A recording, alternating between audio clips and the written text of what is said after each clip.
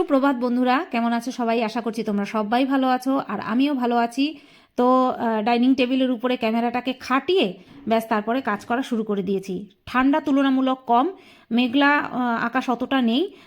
কালকে যেরকম ছিল সেরকমটা নেই, মানে গত পরশু দিন, তোমরা তো ভিডিও দেখছো, একদিন লেটে যায় ভিডিও। এই ডাল কি টমেটো দিয়ে করবো না ধনেপাতা দিয়ে?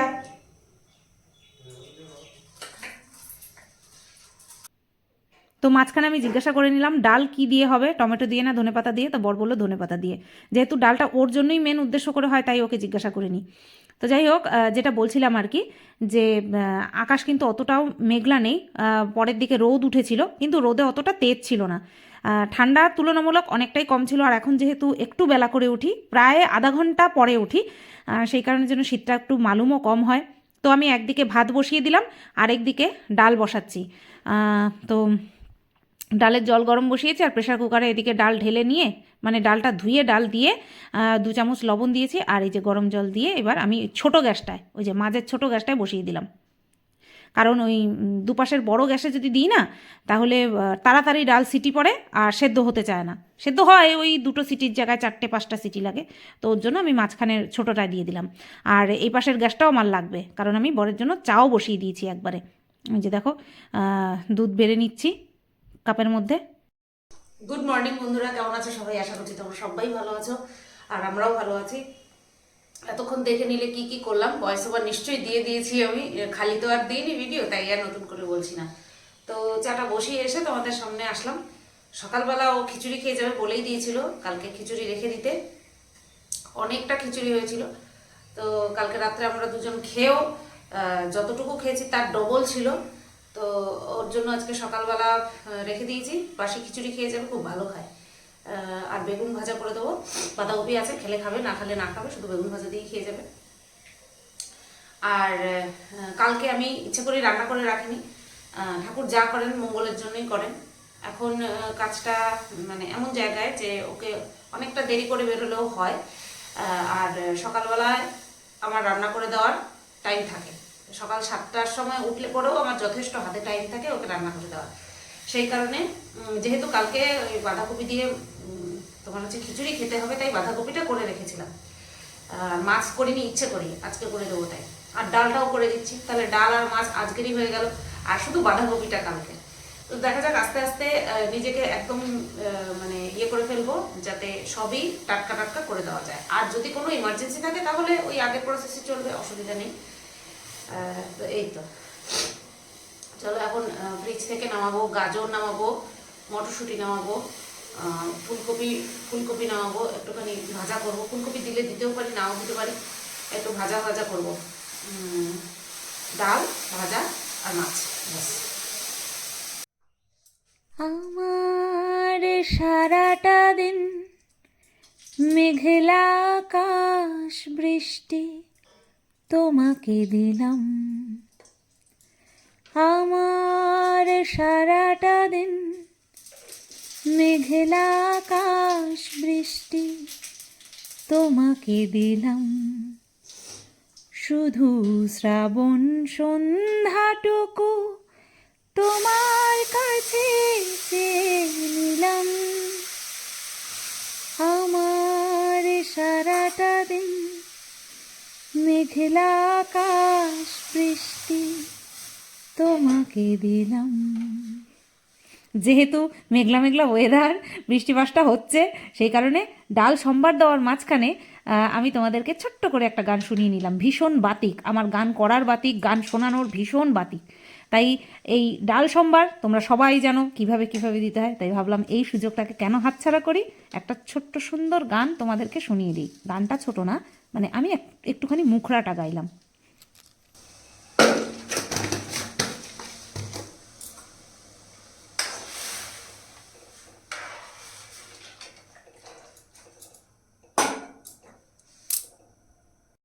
বন্ধুরা, এখানে বাঁধাকপি ডাল হয়ে গেছে, ডাল ঠান্ডাও হয়ে গেছে।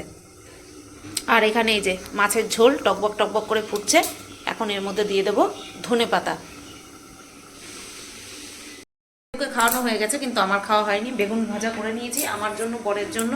এই যে লম্বা বেগুনগুলো ছিল, 2 পিস ছিল, অনেক লম্বা লম্বা ছিল, তো সেগুলোকেই মাঝখান থেকে ভাগ করেছি, প্লাস আরেকটা ভাগ করেছি, বুঝতে পারলে? একটা বেগুন 8 পিস হয়েছে। তো এই দিয়ে আমাদের সকালের খাওয়া হয়ে যাবে। আর এই মাছের ঝোল হয়ে গেলে পরে ওই ভাজাটা করা বাকি, সেটা আমি পরে করে নিচ্ছি ধীরে সুস্থে, কারণ এটা দিয়ে তো বরকে পাঠিয়ে দিতে হবে, সেই কারণে।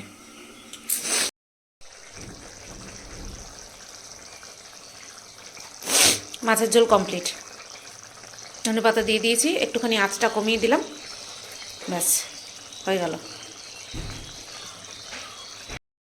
বন্ধুরা, এই ইয়েটা আসলো, কি যেন বলে, শেরুর পেডিগ্রি আসলো, বড়টাই আনা হয়, এইবার বড়দের ফ্লেভারটা নিয়ে আসছে। তো দেখা যাক, তোমাদেরকে রিভিউ দেবো। এইমাত্র দিয়ে গেল 750 টাকা। তো দেখো বন্ধুরা, কমপ্লিট হয়ে গেছে রান্নাঘর গোছানো। এবার আমি স্নানের জলটা বসিয়ে দিয়ে ঘরটা মুছবো।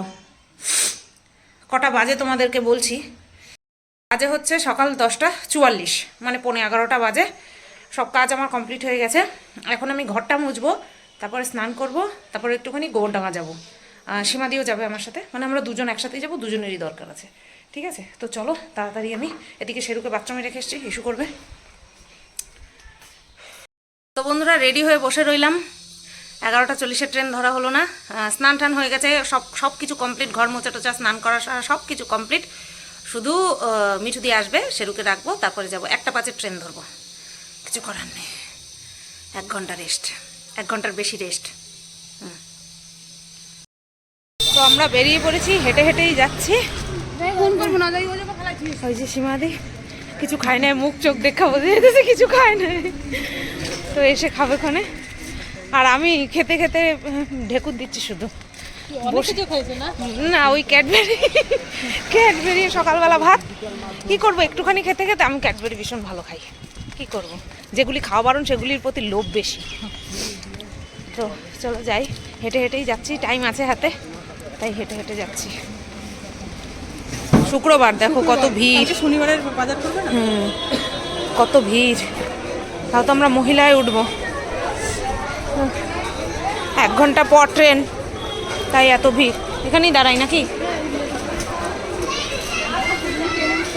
সীমাদি কোথায় নিয়ে যাচ্ছে দেখি, কাজল কিনবে বলছে, চলো কাজল কেন। বাহ, এইদিকে কোনোদিন আমি ঢুকি নাই জানো। হ্যাঁ, 2 বছর আসতাম, কখনো ঢুকি নাই এদিকে। ভালোই তো, মার্কেট টাইপের। এই গায়ে হলুদের ফুল, সীমাদি গায়ে হলুদের ফুল, এই যখন আমাদের বিয়ে হয়েছে তখন এইসব ছিল না, এখন আবার করব। এখন আবার গায়ে হলুদ, মেহেন্দি সব হবে, সব করব। এখানে কি তুমি নাও, এখান থেকে এই পাশে যাবা তাহলে? ও, যা আমার ব্লু হেভেনের কাজল নিল, তো যা ব্যবহার করে দেখো, তারপরে আমি, মানে ব্যবহারটা করে আমি দেখিনি কোনো সময়, এইটা দেখার পরে আমি নেব। যখন গেলাম বিয়ে বাড়ি নিয়ে তো ভুলে গেছিলাম। দেখো কত ব্যাগ, এই ব্যাগ দেখলে পরেই আমার লোভ লাগে। পুরো পুরো ধরে ব্যাগের দোকান সব, কি লোভ হয়, কি সুন্দর সুন্দর ব্যাগ, যেটাই দেখি সেইটাই ভালো লাগে, নিতে ইচ্ছা করে।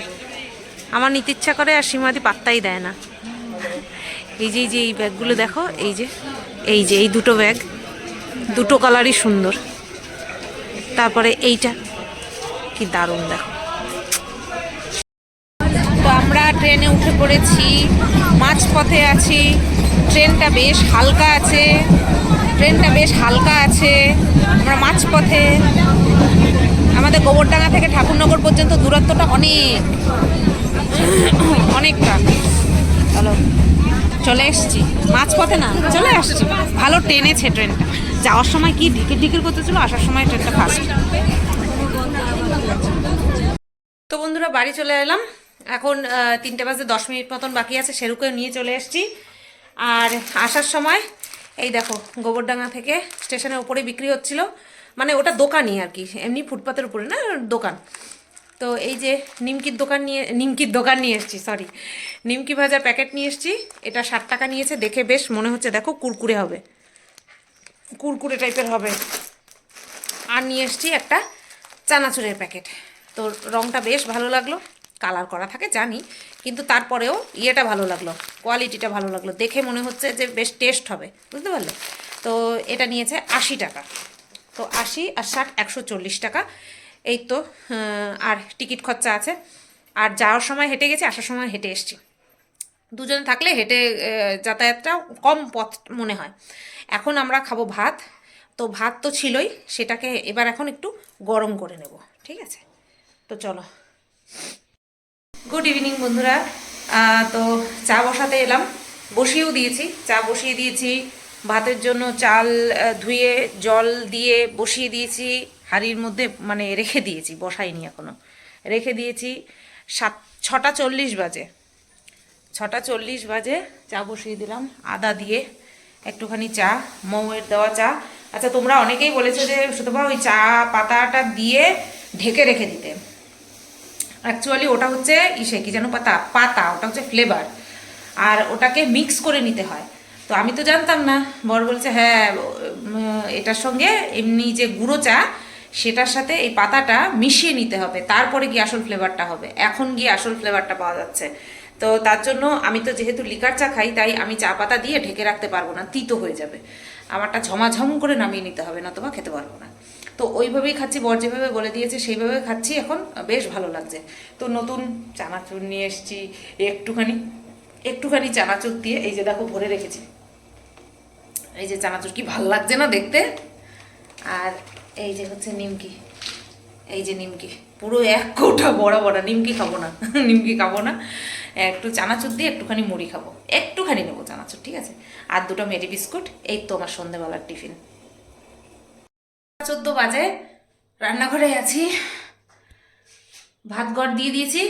এখন আমি বেগুন কেটে নিলাম, এই যে, এই যে মাঝখান থেকে ভাগ করে দু দু ভাগ দিয়েছি, তাকে 4 ভাগ করে নিয়েছি। এখন বেগুন ভাজবো, একটুখানি ঠান্ডাটা ছাড়ুক, তারপরে ফ্রিজ থেকেই বের করলাম। তোমাদেরকে বলেছিলাম আমি সকালবেলা রান্না করব হচ্ছে ডাল, বেগুন ভাজা করেছিলাম, বর খিচুড়ি দিয়ে খেয়ে গেছে, আর আমি ভাত দিয়ে খেয়েছিলাম। আর করেছি ডাল, মাছ, আর ভাজা করব বলেছিলাম, ওই গাজর, আলু, মটরশুঁটি, ফুলকপি, শিম, এটা দিয়ে ভাজা করব বলেছিলাম। ভাজাটা আর করতে পারিনি, আমাকে যেতে হবে সেই কারণে, গৌরডাঙ্গা গেছিলাম সেই কারণে তাড়াহুড়ো করে সব কিছু করেছি।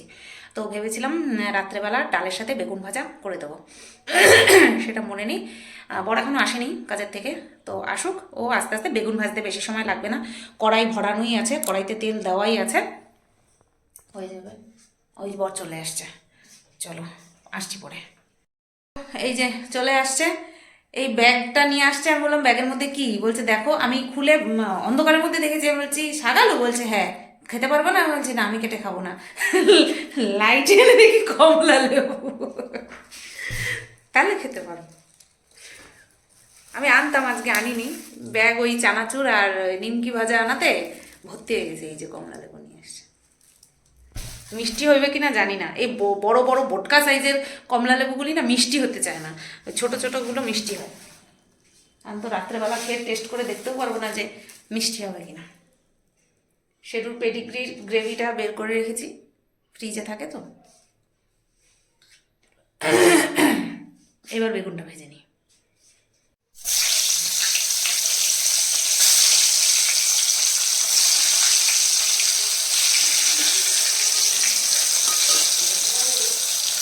হ্যাঁ হ্যাঁ হ্যাঁ,